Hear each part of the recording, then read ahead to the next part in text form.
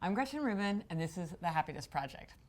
So, Maria, what is the pigeon of discontent for this week? This is the pigeon of discontent that always happens in the new year. I am sure many people have this. I feel great after exercising, but still can't seem to make it a regular part of my routine. I mean, this has to be one of the top 3 resolutions, year after year after year, is how do you exercise? Now, I can speak to this from personal experience because I am a complete couch potato who has managed to get herself to become a regular exerciser by following a whole bunch of rules. And so some of these are strategies that help you if you're trying to get in the habit of exercising. So one of them is to always exercise on Monday because it sets the pattern for the week and it also gets you started off on a good foot. Another one is to, if at all possible, exercise first thing in the morning. Because so true. So true, because I put on my exercise clothes and wait around all day. Yeah, because if you just get it done, it's crossed off your list. It gives you an energy and a mood boost, so you might as well get the benefit of it. And also, as the day goes on, more and more things start interfering, whether they're valid excuses or not, they keep you from exercising. So if you can get it done first thing, you're going to be much better off.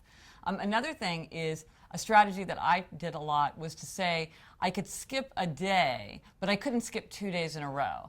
And so on that second day, I had to exercise. And what that does is, even if you keep skipping a lot, you're going to get a certain amount of exercise in if you enforce that on yourself. And another thing that I did was to have a rule that there were other things that I could not do unless I had exercise that day.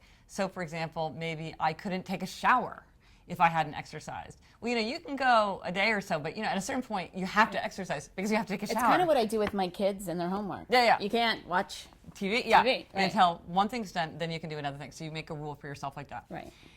And then one of the most important things that I learned from my father, who was played a big part in getting me to start exercising.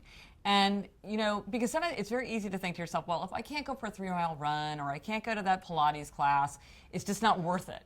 But in fact, with exercising, you get a huge part of the bonus just from going from 0 to a 15-minute walk. So just a little bit of exercise is hugely beneficial. So, in the words of Voltaire, don't let the perfect be the enemy of the good. And if all you can do is go for a 10 or 15-minute walk, that's worth it. And my father always said to me, Gretchen, if you've got your running shoes on and the front door closes behind you, that counts as a run. Okay, well, that's good to think about. Because just a little bit is so much better than nothing. Yeah. So if you can't do something big, do something small. And little by little, if you have these kinds of rules for yourself, you'll get yourself more in the routine and it gets easier over time. And so the thought for this week comes from William Blake, who said, exuberance is beauty.